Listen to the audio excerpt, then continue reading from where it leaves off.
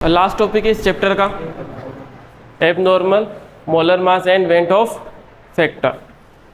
अभी देखो एक टॉपिक और था हमारे पास में, कौन सा? Reverse osmosis. मैंने आपको बताया रिवर्स ऑस्मोसिस कौन सी प्रोसेस है, जब हम क्या करें कि जो प्रेशर है वो किससे ज़्यादा अप्लाई कर दें, ऑस्मोटिक प्रेशर से ज़्यादा प्रेशर अप्लाई करते हैं तो क्या होगा कि जो सॉल्यूशन साइड से क्या होगा, सॉल्वेंट वापस किस साइड में आने लगेगा, सॉल्वेंट साइड में या दूसरी साइड पर आने लगेगा through the semi permeable membrane.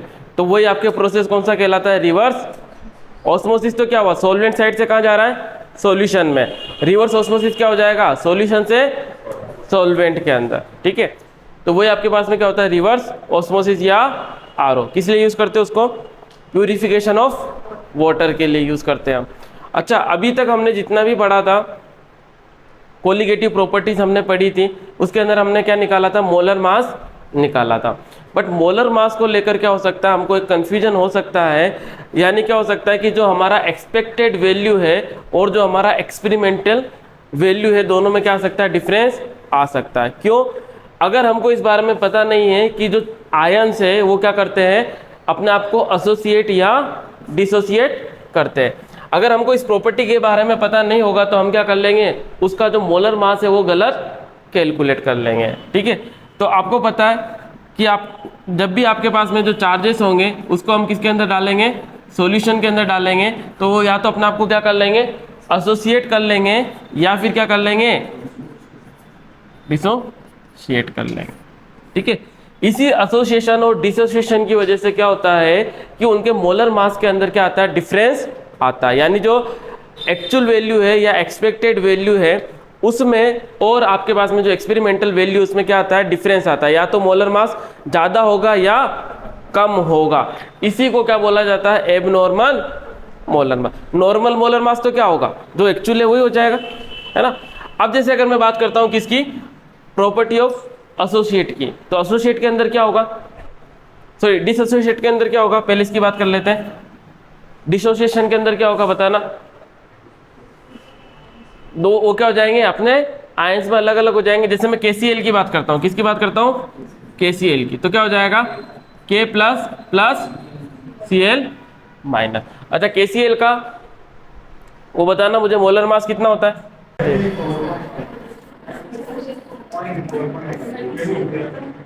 74.5 होता है इसका। तो यहाँ पर क्या होगा, इसका ये नॉर्मल मोलर मास है या इसका एक्चुअल मोलर मास है। अगर लेट सपोज मैंने क्या किया कि 1 kg ऑफ वाटर के अंदर मैंने क्या किया, अगर इसको डिसोल्व किया KCl को, और मैंने उसके बाद में क्या किया, वहां से 1 मोल मैंने वहां से निकाला, वाटर से मैंने क्या लिया? 1 मोल लिया। तो मुझे ये बताओ कि वहां से मेरे पास सिर्फ या तो K प्लस आएगा या फिर मेरे पास में क्या आएगा? Cl minus. अच्छा, इसकी जो वैल्यू है, इसका जो मोलर मास है, अब ऑब्वियस सी बात है इसके अंदर क्या होगा कि इसका जो बॉइलिंग पॉइंट है या फिर इसका जो फ्रीजिंग पॉइंट है वो भी चेंज होगा। डिसोसिएशन की वजह से क्या होगा, फ्रीजिंग या जो आपका बॉइलिंग पॉइंट है वो क्या हो जाएगा? चेंज हो जाएगा। अब वो चेंज हुआ, उस वजह से क्या होगा,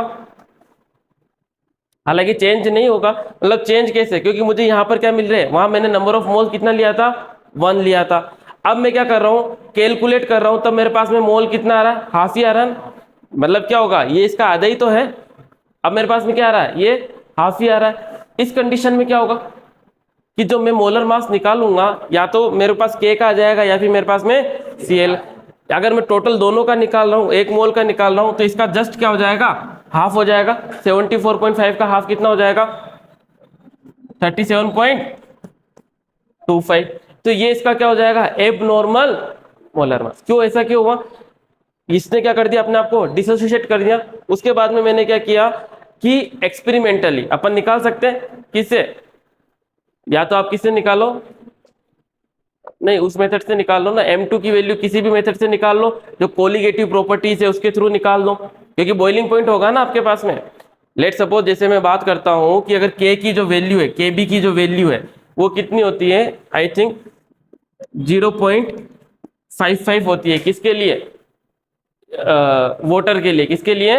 वाटर के लिए। अब यहाँ पर मेरे पास में कितने डिसोसिएशन हुआ, तो कितने नंबर ऑफ आयन से? 2 है, तो इसको मल्टीप्लाई कर दूंगा किससे? 2, तो 1.10। ये मेरे को क्या मिलेगा? इतना मेरे को इंक्रीज क्या मिलेगा? मेरे को बॉइलिंग पॉइंट मिलेगा। अब इंक्रीज बॉइलिंग पॉइंट मिला मेरे को, अब मैं उसकी वैल्यू कैलकुलेट करूंगा तो मुझे क्या मिलेगा, वैल्यू चेंज मिलेगी नहीं मिलेगी, क्योंकि जो नॉर्मल बॉइलिंग पॉइंट है वो तो उसके पास में क्या है, जो है वही रहेगा एक्चुअल में। बट यहाँ पर मैंने जब कैलकुलेट कर रहा हूँ, सिंस मेरे पास में कितने हो गए, दो क्या हो गए मेरे पास में यहाँ पर, दो आयंस हो गए, तो उस वजह से इसका बॉइलिंग पॉइंट क्या हो जाएगा, चेंज। अगर मेरे को किसके बारे में पता नहीं है, एसोसिएशन और डिसोसिएशन के बाद, तो ये इतने से इसका क्या हो जाएगा, बॉइलिंग पॉइंट इंक्रीज हुआ। अब बॉइलिंग पॉइंट इंक्रीज हुआ तो इसका मोलर मास भी क्या हो जाएगा, चेंज। अब मैं कैलकुलेट करूंगा तो मोलर मास मेरे को कितना मिलेगा, 37.25 मिलेगा, जो एक्चुअल है क्या इसका, क्या है एक्चुअल नहीं। अच्छा ये तो मेरे पास में क्या था, एक्सपेक्टेड था, ये क्या था मेरे पास में कि इतना आना चाहिए, बट मेरे पास में एक्सपेरिमेंटली कितना आया, 37 पॉइंट। तो डिफरेंस आया या नहीं आया, क्या हुआ, ये मोलर मास क्या हो गया, कम हो गया, क्या हो गया, ये मोलर मास। तो डिसोसिएशन के केस में क्या होगा, हमेशा मोलर मास क्या आएगा, एक्सपेक्टेड से कम ही आएगा। किससे आएगा, एक्सपेक्टेड से कम आएगा। तो इसी को क्या बोला जाता है, एबनॉर्मल मोलर मास। अच्छा अगर मैं बात करता हूं एसोसिएट की, किसकी बात करता हूं, या एसोसिएशन की बात करते हैं अपन, इस कंडीशन में क्या होगा, अगर मैं दो मोल लूंगा, वो दोनों अपने आप को क्या कर लेंगे, अंदर जाकर सॉल्यूशन के अंदर जाकर क्या कर लेंगे, अपने आप को ज्वाइन कर लेंगे या उन बॉन्डिंग बना लेंगे। इसके लिए अपन ने क्या एग्जांपल देखा था,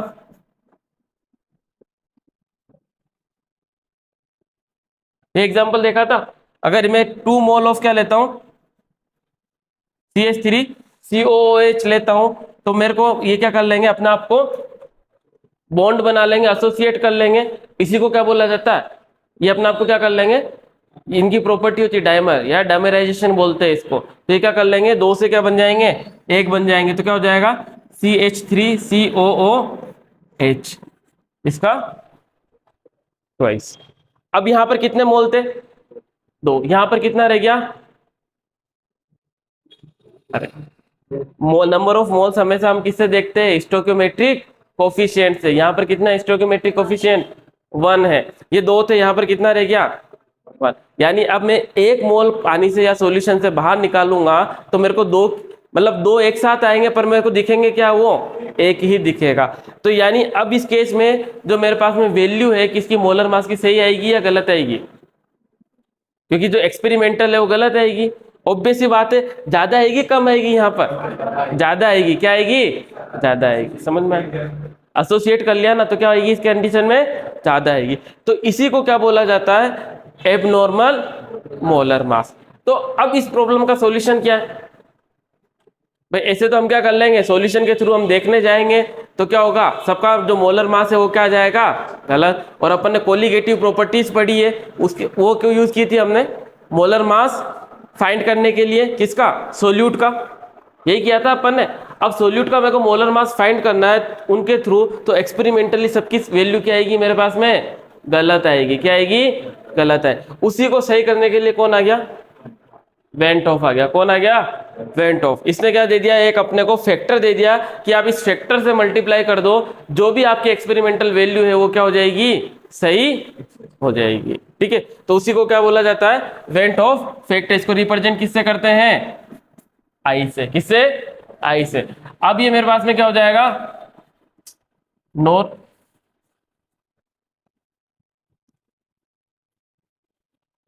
नॉर्मल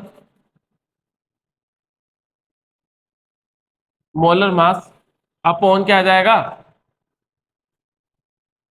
एबनॉर्मल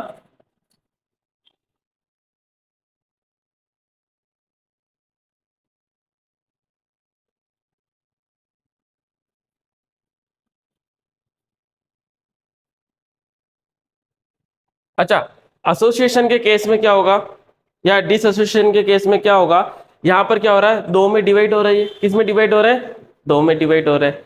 यानी क्या होगा, इसका एक और फॉर्मूला है कि आपके नंबर ऑफ मोल्स है ना आफ्टर एसोसिएशन और डिसएसोसिएशन, और अपॉन में क्या आ जाएगा, number of moles before association और डिसोसिएशन। समझ में आ गया। तो एसोसिएशन या डिसोसिएशन से पहले कितने, उसके बाद में कितने मोल है मेरे पास में, 2 कितने हैं, कितने आ गए यहाँ पर, और उससे पहले कितना था 1। अच्छा ऊपर किसको रखना, आफ्टर वाले को 2 को, नीचे किसको रखना है 1 को। तो मेरे पास वेंट ऑफ फैक्टर कितना आ गया, कितना आ गया 2। अब इसको मैं मल्टीप्लाई करूंगा 2 से तो मेरे को सही मिलेगा या नहीं मिलेगा, क्या मिलेगा सही। अब इस केस में क्या थे,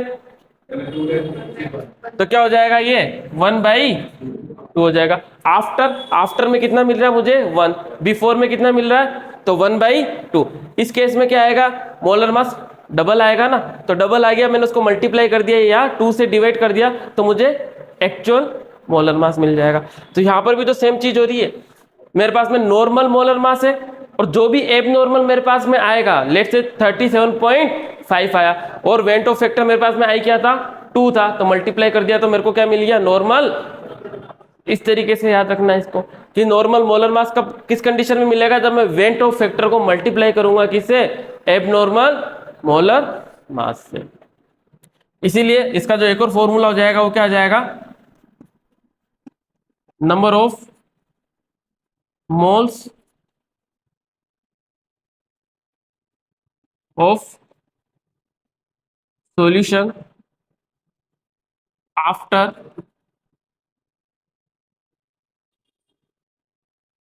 एसोसिएशन और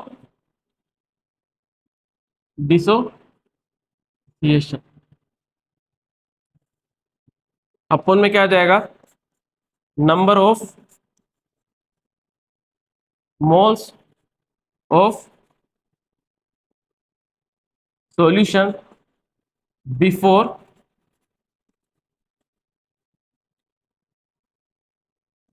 एसोसिएशन और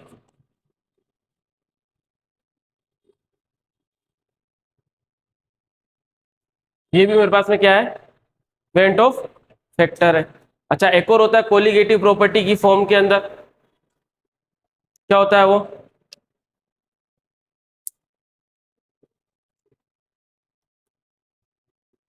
एक और होता है, इसको अपन लिख सकते हैं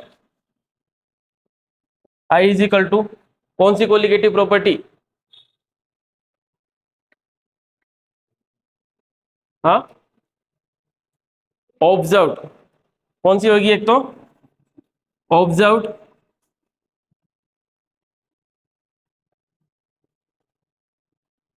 कोलिगेटिव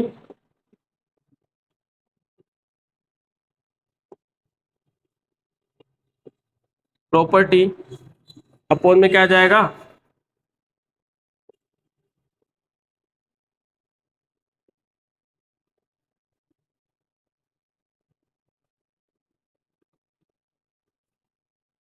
ऑब्जर्व तो कौन सी हो जाएगी, जो आपको पता है, जैसे आपने किसका निकाल लिया, केसीएल का निकाल लिया 74.5, और कैलकुलेटेड कौन सी हो जाएगी, जो आप कैलकुलेट करोगे, जो अपन ने फॉर्मूले निकाले थे M2 इज इक्वल टू ये वो निकाले थे ना, दोनों केसेस में निकाले थे, किसके लिए निकाले थे, हाँ elevation of boiling point, depression of freezing point, और एक और क्या था आपका relative lowering of vapour pressure, उन तीनों के केस में। अच्छा उसमें भी निकाला था अपन ने ऑस्मोटिक या ऑस्मोसिस के अंदर निकाला था, ठीक है, ऑस्मोटिक प्रेशर में भी निकाला था, pi is equal to NC CRT/V निकाला था अपन ने जो भी था। ये आपके पास में क्या है, ये कौन सा फैक्टर हो जाएगा, वेंट ऑफ फैक्टर, इसको समझ लिया। यहां पर क्या हो रहा है, सेकंड वाले फॉर्मूले से आपको समझ में आ गया। फर्स्ट वाला फॉर्मूला आपने क्या किया, आपको पता था नॉर्मल मोलर मास निकालना है आपको, एब नॉर्मल आपने निकाल लिया, यहां से एब नॉर्मल कितना निकाला आपने 37.25, और आपको पता है वेंट ऑफ फैक्टर 2 है, तो आपके पास में क्या आ जाएगा नॉर्मल मोलर मास है। या फिर वेंट ऑफ फैक्टर भी निकाल सकते हैं आप। वेंट ऑफ फैक्टर कैसे निकालेंगे, नॉर्मल मोलर मास कितना है उसका 74.5 है, अपोन में कितना आ जाएगा 37.25, डिवाइड करेंगे तो कितना आ गया 2 आ गया, है ना। यहां पर भी आप निकाल सकते हो।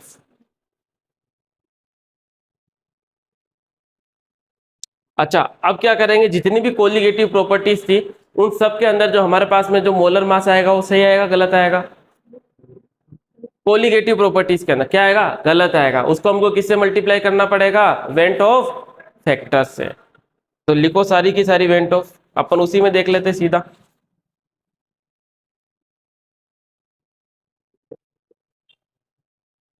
ये था रिलेटिव लोअरिंग था हमारे पास में। यहाँ से किसकी वैल्यू आई थी हमारे पास में, M2 की वैल्यू यहाँ से हम निकालेंगे। तो M2 की वैल्यू क्या हो जाएगी बताना मुझे। M2 is equal to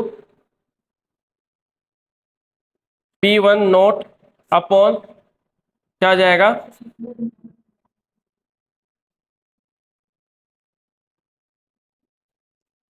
P1 minus P1 into में क्या आ जाएगा, M1 upon W1 into W2। इसको मल्टीप्लाई कर देंगे किससे, आई से। तो एक तो ये हो जाएगा हमारे पास में वेंट ऑफ फैक्टर, यहाँ से ही आ जाएगा।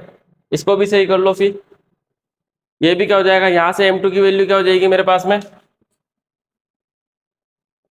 M2 की वैल्यू क्या हो जाएगी, KB into W2 upon delta TB into W1 into 1000 into क्या आ जाएगा, आई आ जाएगा।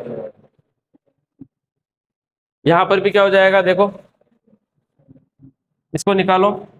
M2 इज इक्वल टू क्या हो जाएगा, KF into W2 upon M2 into W1 into 1000 into क्या आ जाएगा, आई आ जाएगा। हाँ डेल्टा TF भी आ जाएगा। हाँ M2 नहीं आएगा, उसकी जगह डेल्टा TF।